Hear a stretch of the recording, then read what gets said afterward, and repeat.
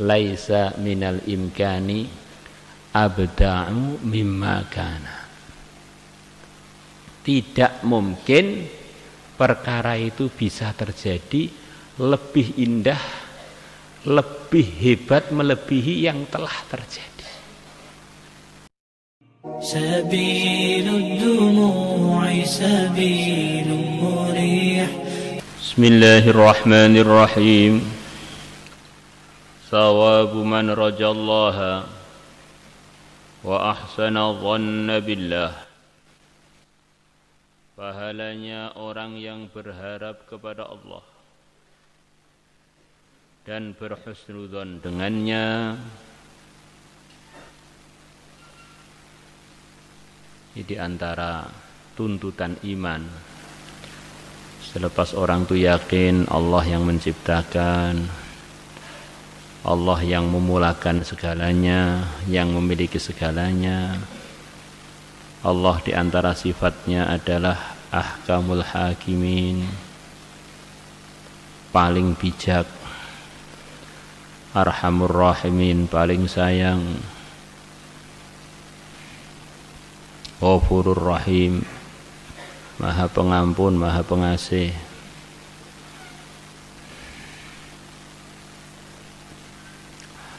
Maka di antara tuntutan iman dengan sifat-sifat Allah adalah orang itu sifat-sifat Allah yang berkaitan dengan anugerah-anugerahnya, yang berkaitan dengan begitu luasnya sayangnya. Maka kalau kita ini yakin benar-benar Allah bersifat begitu itu, maka tentu akan timbul satu keputusan. Saya tidak pantas untuk berharap kepada selain Allah, dan saya tidak pantas untuk putus asa dari Allah. Selain Allah itu makhluk tidak bisa memberikan apapun. Putus asa dari rahmat Allah berarti bentuk dari keraguan, karena Allah sendiri telah mensifati dirinya dengan macam-macam sifat, selalu mengucurkan anugerahnya, rahmatnya, sayangnya kepada ciptaan-ciptaannya, kepada hambanya, kepada para manusia. Begitu orang itu yakin bahwa apa yang difirmankan Allah adalah benar adanya. Di antara firman-Nya Allah telah mengancam hamba-hambanya yang durhaka dengan neraka, dengan siksa, dengan sengsara. Maka akhirnya keyakinan ini menimbulkan rasa takut kepada ancaman-ancamannya. Karena yang ancam ini benar-benar yang punya, yang memutuskan, yang memiliki. Maka orang beriman dalam hatinya ada takut kepada Allah disertai harap kepada Allah. Takut ketika ingat ancaman-ancamannya, berharap ketika ingat janji-janji rahmatnya, berhusnudzon kepadanya ketika ingat bahwa Allah adalah yang maha tahu segalanya dan adalah yang terbijak, ahkamul hakimin, yang menciptakan seluruh kebijakan, yang menciptakan seluruh hikmah. Betapa banyak dari kalangan hambanya yang kita terheran-heran dengan kebijaksanaannya. Itu adalah sekelumit dari ciptaannya Allah. Maka kata Imam Ghazali rahimahullah, kurang lebihnya, andaikan di dunia ini ada orang yang paling cerdas, kemudian kecerdasannya dilipatkan beratus-ratus, berjuta-juta, bermiliar-miliar kali, kemudian dia diberi amanah, diberi tugas untuk mengatur alam semesta ini, dia tidak akan punya ide, punya keputusan, tidak ada punya pemikiran yang bisa melebihi apa yang telah berjalan atau yang telah terjadi. Ternyata pengaturan yang ada ini sudah pengaturan puncaknya kesempurnaan, sudah tidak bisa dicari pengaturan alam semesta yang lebih indah, lebih sesuai, melebihi yang telah dan yang sedang berjalan. Maka beliau mempunyai kata-kata yang menakjubkan para ulama. Laisa minal imkani abda'u mimma kana. Tidak mungkin perkara itu bisa terjadi lebih indah, lebih hebat, melebihi yang telah terjadi. Lah kalau santri ngantuk di kelas itu bagaimana, Pak? Ya itu yang terbaik untuk dia, begitu itu. Nanti kalau dia jadi wali gede sementara ngantuan kan nggak cocok kan. Lah ngantuan tuh akhirnya walinya nggak patek gede-gede banget, akhirnya pantas. Itu terakhir ngantuan wis piye neh. Semuanya itu serba cocok semua. Lah saya ini hitam coklat nggak ganteng gimana Pak? Itu paling sesuai. Kalau wajah kamu, wajah kita ini seperti orang bule atau orang Eropa, sementara kita ini tinggalnya di Indonesia, malah orang-orang berburuk sangka ini berkat dari mana ini?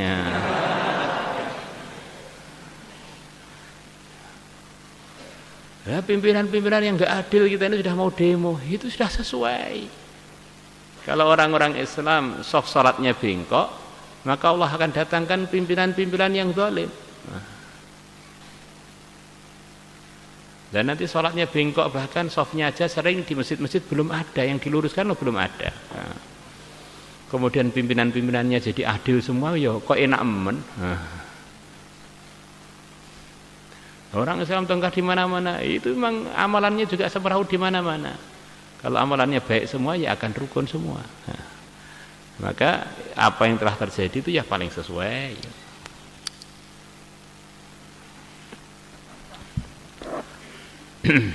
Qala Allah Ta'ala telah berfirman, Innal ladzina amanu, sesungguhnya orang-orang yang beriman, walladzina hajaru, dan orang-orang yang telah hijrah meninggalkan kampungnya untuk menuju daerah lain demi ridhonya Allah, demi agama.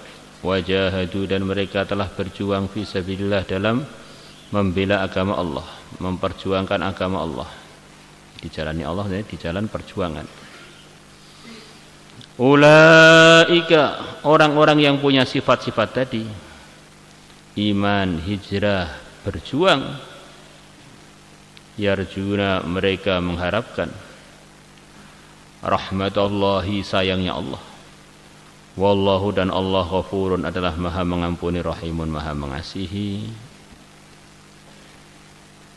Di antara sifat-sifatnya orang yang diridhai Allah, yang Allah janjikan akan ampuni mereka dan akan kasih mereka, adalah beriman. Yang kedua, berhijrah, meninggalkan tempatnya demi ridhonya Allah. Berhijrah itu bisa hijrah muwaqqatah, sementara waktu untuk perjuangan, bisa mu'abbadah, memang meninggalkan kampungnya demi ridhonya Allah. Kemudian yang ketiga, berjuang. Orang yang punya sifat-sifat ini, mereka adalah orang yang mengharapkan sayangnya Allah, dan Allah janjikan akan mengampuni mereka dan akan menyayangi mereka. Itulah diantara artinya wallahu ghafurur rahim.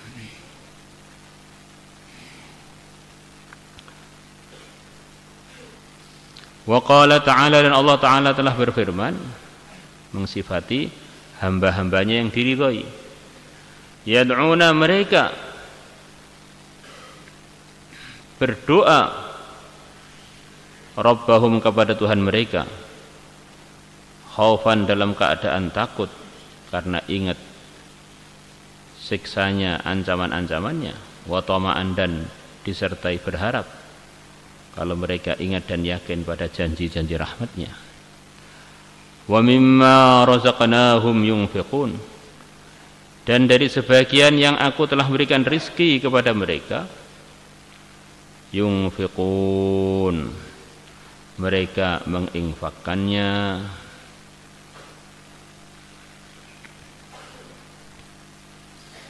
Fala ta'lamu, maka tidak akan tahu nafsun, seorang jiwa pun, ma perkara ukhfiya lahum, yang telah disembunyikan untuk mereka, min qurrati ayunin, berupa perkara yang membahagiakan mata.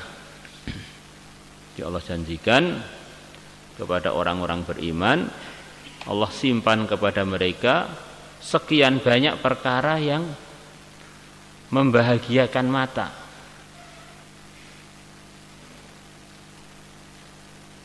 Dikagetkan dengan nikmat ini, anugerah ini, fasilitas ini, dan seterusnya di surganya Allah. Jazaan, sebagai balasan, bima, dengan perkara, kanu, yang adanya mereka, ya'maluna, mengamalkannya, bima kanu ya'malun, dengan sebab amalan mereka.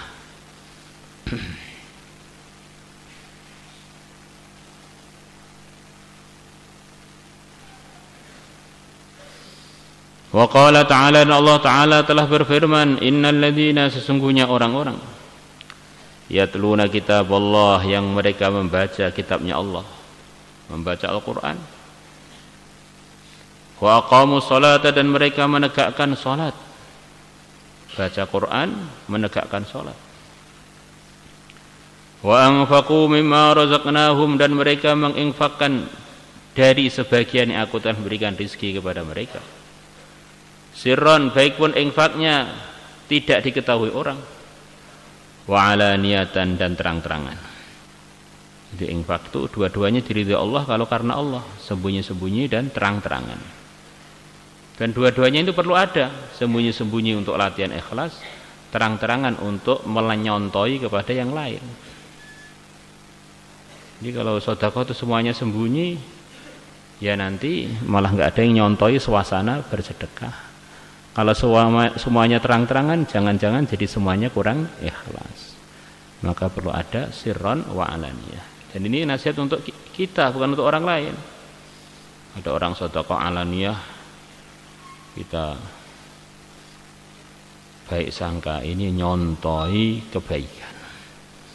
Jangan hati kita ini hati sampah, isinya buruk sangka aja pada teman-teman muslim.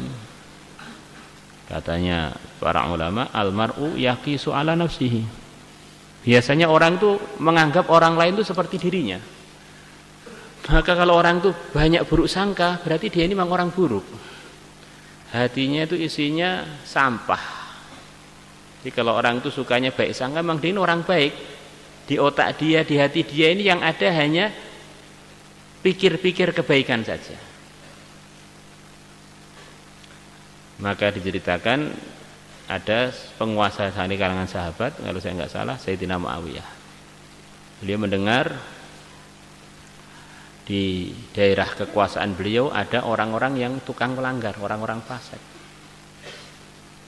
Maka beliau kirim surat kepada gubernur daerah situ supaya melaporkan siapa orang-orang fasik di daerah itu untuk ditangkap. Maka gubernurnya sekian lama diberi surat, tidak beliau jawab. Maka anak beliau bilang, kenapa ayah tidak menjawab perintah dari khalifah ini? Loh, perasaan saya orang di daerah sini bagus semua, nggak ada yang perlu dilaporkan. Kata anaknya, banyak Pak yang bisa dilaporkan. Saya siap untuk mencatat nama-namanya orang-orang yang nggak baik di sekitar sini. Begitu ya? Iya. Ya, kamu catat, tapi pertama kali yang kamu catat nama kamu. Lah kok bisa? Kamu bisa kenal orang-orang buruk, berarti kamu juga bagian dari mereka. Masya Allah. Maka ada pelajar kok tahu sampai pojok-pojoknya Temboro, berarti ya ahli keluyuran seperti yang dikejar-kejar itu. Satu bab namanya. Bab tasallul, bab bolos. Yarjuna, mereka mengharapkan tijaratan, perdagangan, lantaburo, yang tidak akan pernah merugi, yaitu dagang dengan Allah, beramal untuk Allah, mengamalkan yang diridha Allah. Ini seperti berdagang dengan Allah, tanam modal kepada Allah, tidak akan pernah merugi. Liwafiyahum ujurahum, Allah akan menyempurnakan kepada mereka. Ilhamnya untuk menguatkan. Liwafiyahum ujurahum, Allah akan menyempurnakan ujurahum, pahala mereka. Bukan hanya disempurnakan, wa yazidahum min fadlihi, dan Allah akan menambahkan kepada mereka min fadlihi, berupa anugerahnya atau dari sebagian anugerahnya. Ada orang-orang di surga tengah-tengah duduk sudah dalam kenikmatan yang begitu nikmat. Tiba-tiba muncul bidadari yang begitu cantik yang belum dia miliki. Maka orang tadi kaget, loh kamu siapa lagi? Ini kok cantik banget ini. Maka bidadari tadi senyum kepada suaminya dengan manja sambil bilang pada suaminya, aku adalah dari khazanah Allah yang telah dijanjikan dalam firman-Nya, waladaina mazid. Di sisiku ada tambahan-tambahan lagi. Ini termasuk waziduhum min fadlihi, itu prakteknya begitu itu. Yang sudah diadakan itu perasaannya sudah sempurna semua, sudah puas semua, tiba-tiba muncul yang menyenangkan lagi, muncul menyenangkan lagi. Allah tuh tahu hambanya itu nikmatnya itu akan terulang atau akan termulai dengan acara baru, perkara baru. Maka kata orang-orang Arab, kullu jadidin ladzidun, setiap yang baru itu adalah lezat. Mobil baru, istri baru, rumah baru jadi pengantin maksudnya gitu loh. Ini santri putri marah-marah nanti. Maka di surga itu terbaharui terus, nikmat itu begitu sudah dirasakan. Ini kalau ada mengagetkan lagi nikmat baru, nikmatnya Masya Allah, kenikmatan muncul baru, terasa baru yang belum dirasakan sebelumnya. Ya namanya manusia itu di surga tetap saja makhluk kan, bermula. Maka membawa karakter, yaitu setiap diberi yang baru dia merasakan kenikmatan baru. Jadi di surga itu nggak ada nikmat usang, nggak ada, terbaharui terus, baharui terus. Dan masa isinya terbaharui? Iya terbaharui. Nanti setiap hari Jumat orang-orang akan pergi dengan istrinya ke pasar Jumat. Di pasar Jumat itu ada sesi, ada satu acara, masuk ke ruangan yang di situ itu Allah tampakkan gambarnya orang yang ganteng yang belum pernah ada di benaknya orang-orang yang punya wajah di surga itu. Dan orang-orang yang cantik yang belum pernah ada di benaknya orang-orang yang di surga itu.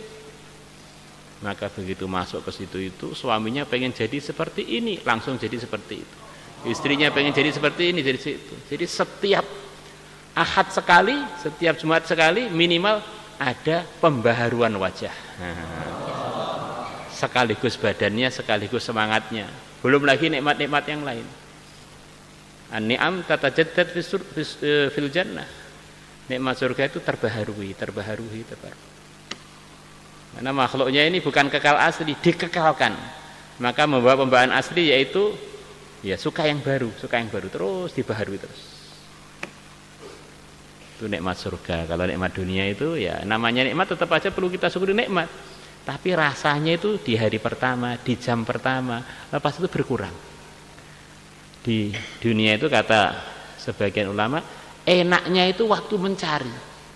Begitu sudah mendapat, nikmat itu rasanya berkurang. Semangat pengen beli sepeda motor, nabung, akhirnya kebeli. Di hari kebeli itu loh, nikmatnya berkurang, tidak seperti nikmatnya ketika mencari. Hari kedua sudah berkurang lagi, 6 bulan sudah pengen jual. Ini nikmat dunia itu begitu itu.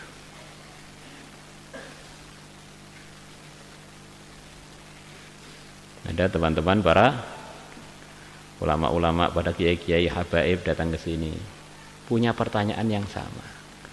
Mungkin melihat saya ini apa istrinya banyak atau bagaimana gitu. Mereka tanya, ini pertanyaan serius ini. Apa?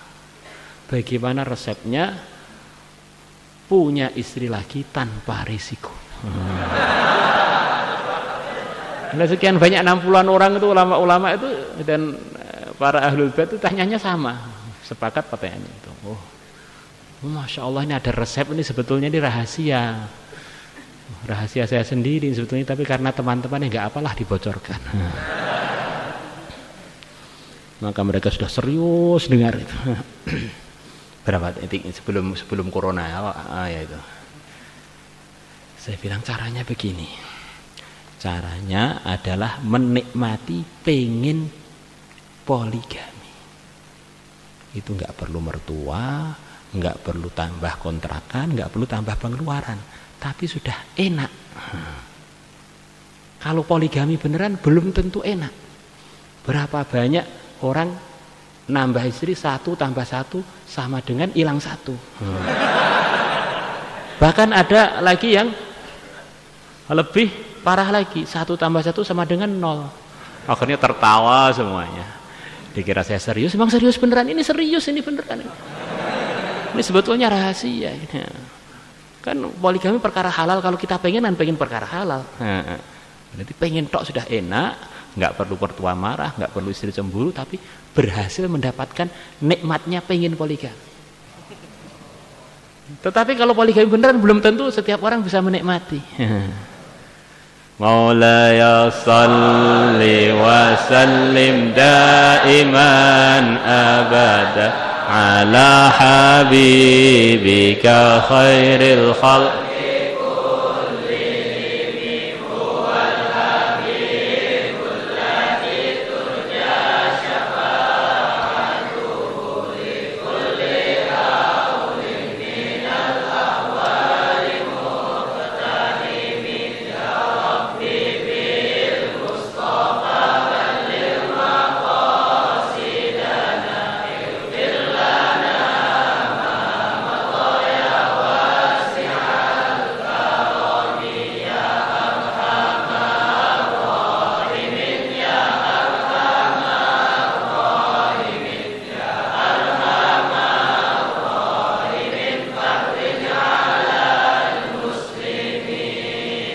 Ya alim as-sirri minna